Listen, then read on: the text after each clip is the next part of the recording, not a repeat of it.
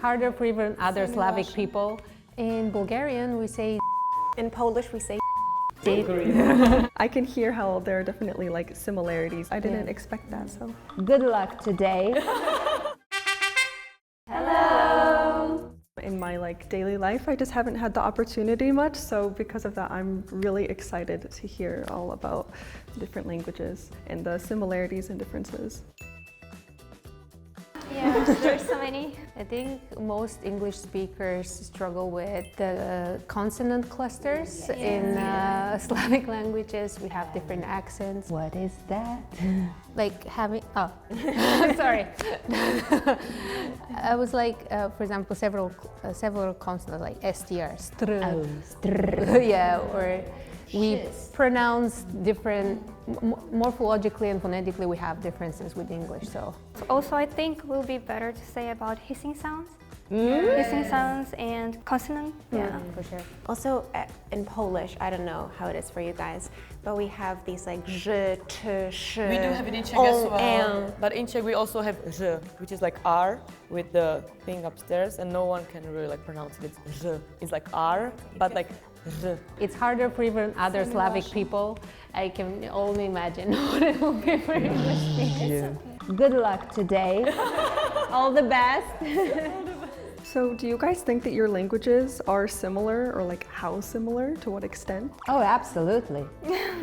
I think it depends, like if you're comparing Polish to Korean and then Polish to Czech. Yeah, I mean, Czech is much more similar. Yeah, I mean, it's kind of like one language family, so we can understand each other until a certain level. To an But- extent, yeah. Right. I think we understand everything. If we have conversation in our own languages, we will If you understand each speak other. like slowly, they will definitely understand. Yeah, right. It's like mutually intelligible to a certain extent. Oh, absolutely. Ooh. Also depends which part of Europe, like how the language was influenced, and because it's like Eastern Slavic and Central Slavic, South Slavic. There's like different. Yeah.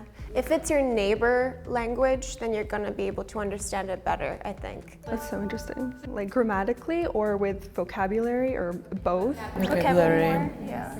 In English, we say spring. In Bulgaria, we say prolet. In Russia, we say vesna. In Belarusian, we say vesna. In Ukrainian, we say vesna. In Czech, we say jaro. In Polish, we say wiosna. Oh. Wow. Well, it's similar, no? It's the same word, it's just a different intonation, I guess. Yeah. A bit of a different accent. And I first heard yours one. Prolet? Well, like before Summer. Yeah. In my language, there's nothing similar with the summer. Well, most of them sounded similar except yours, and then like the Czech one, yeah, but mostly it sounded pretty similar. It was really interesting. And it was interesting that which one means before summer. In Bulgaria. It's like a literal translation into before summer. So interesting. I guess that's what it is, going back to like whether the languages are similar, because I could understand that this is spring despite the fact that it's completely different from the way that we say it in my language, because it's before summer. It's like literal. Vocabulary. In English, we say summer. In Bulgarian, we say лято. In Russia, we say lето. In Belarusian, we say leta. In Ukrainian, we say lito. In Czech, we say lato. In Polish, we say lato. Lato like gelato. We need gelato in lato. There's actually a very famous Polish song about that. Oh yeah, Making kind of fun of the word gelato, like ice cream, and then where is summer? Because gdzie is where. Oh, it's next level. In English, we say fall. In Bulgarian, we say esen. In Russia, we say осень. In Belarusian, we say vosin. In Ukrainian, we say осень. In Czech, we say podzim. Podzem. I don't know what happened to Czech already. No, I get this one too. I think it's like before the zima. Yeah. Okay, that's so fun. Okay. In Polish, we say jesień. Can't hear like all of the differences, specifically because it's just like the first time and I don't have an ear to hear the differences, but like sounds very similar. And again, like there was a meaning with that word where you guys could decipher like that means, what do you say, post-summer? Before winter. How do you say it again? Podzim. But pod means pod like is under. But it means like under. Yeah. It is how it is. In English, we say winter. In Bulgarian, we say zima. In Russia, we say zima. In Belarusian, we say zima. In Ukrainian, we say zima. In Czech we say zima. In Polish, we say zima. Lito is also similar, like lito, lato, different. So there's either an accent different, because some of us say zima, someone says zima, Yeah. or there would be a different like letter in between, like one of the vowels. Different consonant sound or something like that. But we still understand this one. Because it's so cold. Yeah. In English, we say 1, 2, 3. In Bulgarian, we say jedno, dve, tri. In Russian, we say 1, 2, 3.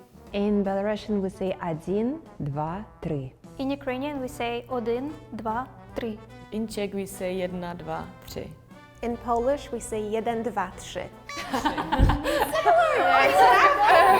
Three, like your three sounds like the small kid in a kindergarten. So that's the cluster of consonants that we were talking about. It's a sh. But every country almost same, almost. Yeah, almost. Yeah, except Poland. I think we decided on two is the same. So did it sound similar to you as well? Yeah, sounded pretty much the same. Specifically, like 3, I think was the most similar, except of course with Polish. Like you said, it's more of a, like you said earlier, it's kind of like just like the clusters. It was just like a little bit more like complicated with that, but pretty much I think everything sounds the same. Would you understand would you the meaning understand of that? the word? Like if someone just said that, I probably would be able to distinguish it just because like 3 sounds kind of similar a little bit. Right. Yeah, I think I could guess from the context. Yeah, right. But not based on just the words, I think. Yeah. But yeah, also you were right. In Polish, at least, we can say like 1, 2, 3, but then jedynka, dwójka, trójka, which is like the numbers, or pierwszy, drugi, trzeci, which is first, second, third. Wait, so it's different for like a countdown, or like the actual numbers are different? Yeah, like it's like the conjugation, like the word is a little different. For you, it's like first, second, like. Yeah, exactly. So just like with different situations, like 1, 2, 3 versus first, second, third. Yeah. Yay! Yay! We were talking about vodka. Someone mentioned like so. The more vodka you drink, the better you understand each other. That's soju to us. So in English, we say to drink. In Bulgarian, we say pia. In Russian, we say pить. In Belarusian, we say pit. In Ukrainian, we say pity. In Czech we say Pete. In Polish, we say peach. It sounds like bad word in Czech. Yeah, there is a similar word in Polish too that's bad. Makes me curious. I assume like for you it might sound like pit, like the. Yeah, like a pit. Or Polish sounded a little bit like peach. Peach. Yeah, like the Ooh, fruit. Peach. Oh, that's so cute. It's really though. cute. No, peach. The peach, but the meaning is totally different. In the end, we're talking like pity. Like Russian is like in the end they use like a soft sign, right? But in our language we use like in the end. That's a bit similar to us because we say pia. It will be similar with Russian a bit because our language like pity, but Russian one is like pit. Ah, okay, got it. In English, we say water. In Bulgarian, we say voda. In Russian, we say voda. In Belarusian, we say voda. In Ukrainian we say voda. In Czech we say voda. Nothing. It's the same. In Polish, we say voda. Oh, pronunciation is a bit different. But I feel like in all of our countries, like depending on the region, you might have the accent on a different vowel. Because in Bulgarian as well, in some places they would say voda or voda. Like voda is the regular one, but in some dialects they would say voda. In English, we say hand. In Bulgarian we say raka. In Russian, we say ruka. In Belarusian, we say ruka. In Ukrainian we say ruka. In Czech we say ruka. In Polish, we say ręka. It sounds so cute. Yeah, so that's the L sound. Just like the vowel sounds a little bit different. Yeah. Why is Polish so different? I don't know if I could like distinguish it, except that there are a few that are usually like the outlier. For example, Polish is a little bit different. Oh, you mean like if I can... Say yes.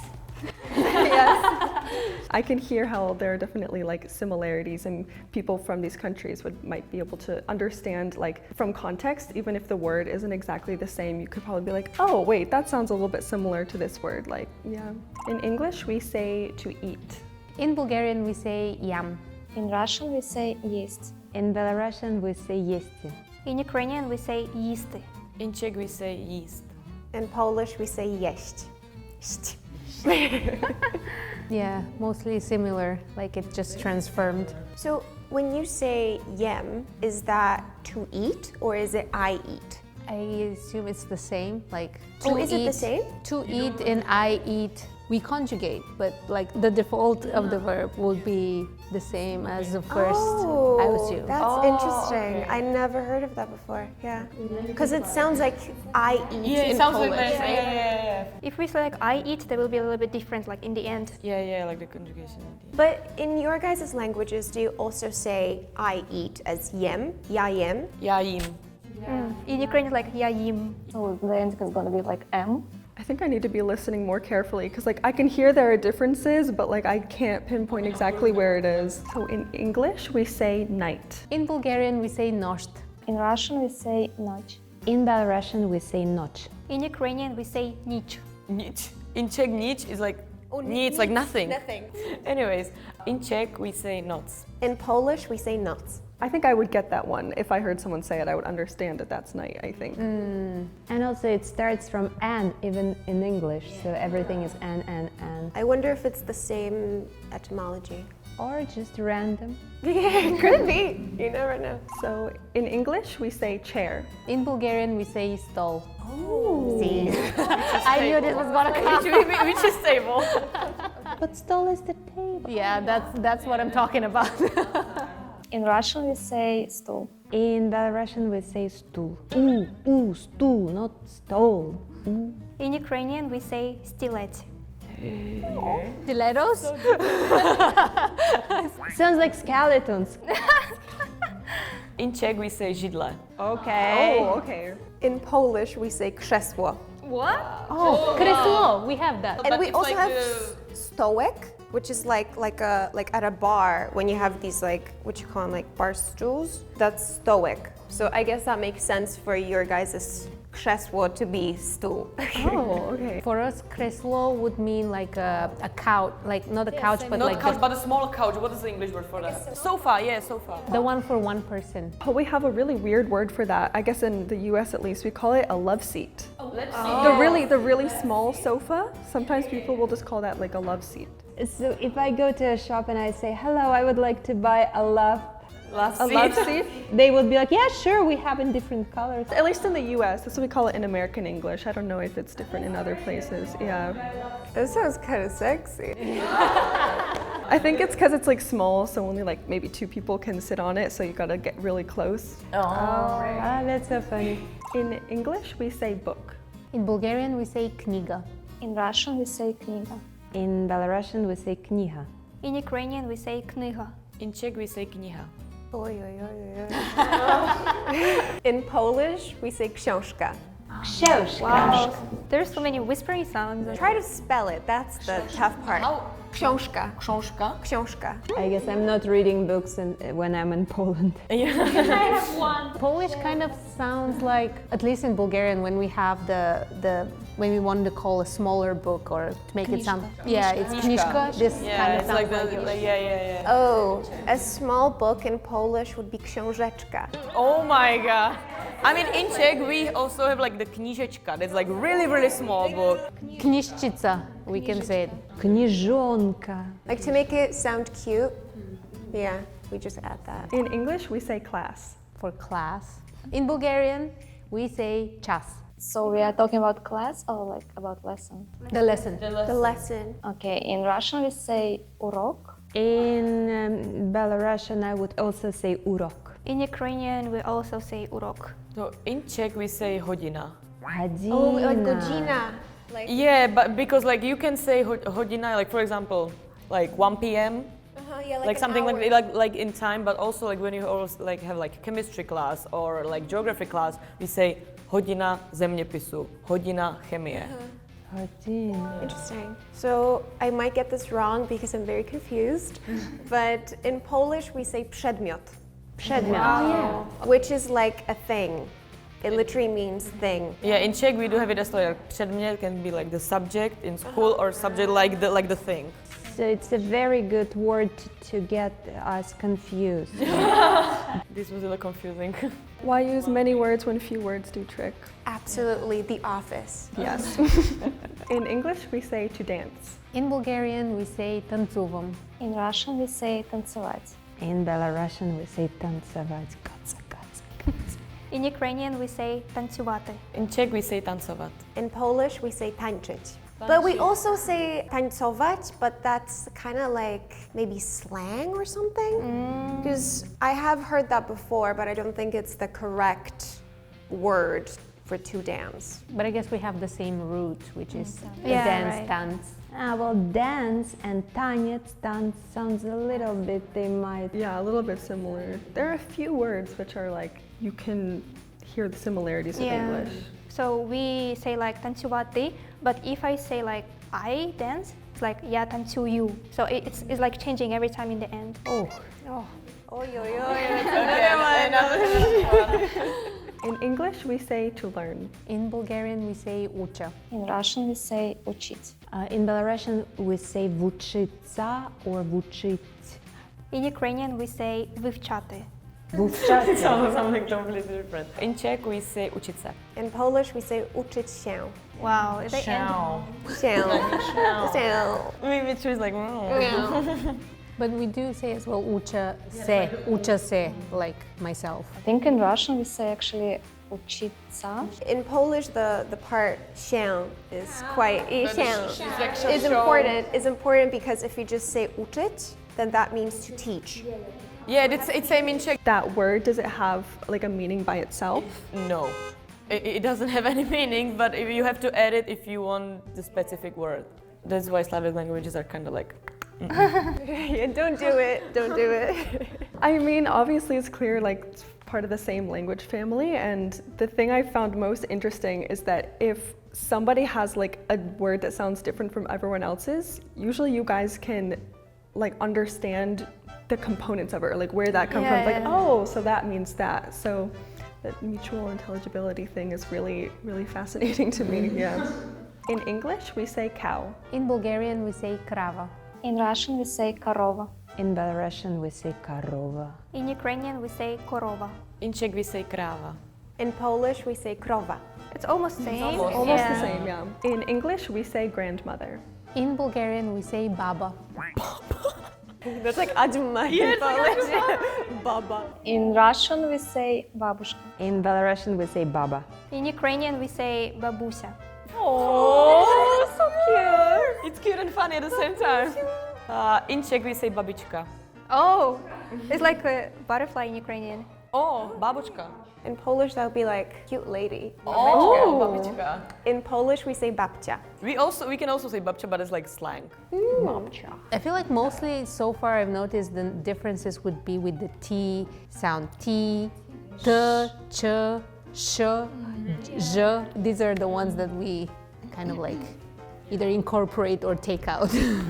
With this word, like, because in English we have the word grandmother, which is just the general word, but everyone calls their grandmother differently. Usually would say grandma or Grammy or Gram or something. So like, are those words what you would also call to your grandmother, or that's just the basic word? That's the basic word, and I think the ending would be a bit like if you call out to your grandma, it will be babo.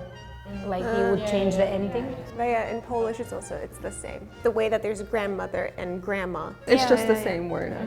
In the US, it's like, even though we have the word grandma or grandmother, people even have nicknames for their grandma, like Mimi or something like that, something totally different. Yeah, I call my grandmother Mimi. Oh, Mimi, in Czech it's baby. Oh, really? Mimi, no. In English, we say pencil. In Bulgarian, we say moliv. Moliv. Moliv. Moliv. Moliv. In Russian, we say карандаш. In Belarusian, we say karandash. In Ukrainian, we say olivet. Oh, it's like olive. In Czech we say tuška. They look so cute. In Polish, we say ołówek. Oh, that's similar actually. No, I didn't. Yeah, I think a little bit. But we're talking about the pencil, like that one you're writing normal. Oh, so in Czech we have two words actually, because like we can say tuška, but the tuška is that one which you're like drawing, and that one you're writing with, it's pero. Oh, pero for us is like the feather. Yeah, it's same word. Like a bird feather? Like a feather. Maybe that's that because we people with. used to write with. Yeah. So we say pero, but we also say propiska. The most used word is propiska. In English, we say to remember. In Bulgarian, we say pomnya. In Russian, we say pomnить. In Belarusian, we say pamitovать. In Ukrainian, we say pamyatate. In Czech, we say pamatovať si or pomnieť si. Вспомнить we also have in Russian. Yeah, because like in English just remember, but like we can say like more words. Same, we have wspomniam si. So in Polish, we say pamiętać or wspominać. Wspominać. I feel like we all share the same root for pomen, spomen, pamet. Pamięć. Pamięć, yeah. Yeah. In English, we say monster. In Bulgarian, we say чудовище. In Russian, we say чудовище, but also we can say monster.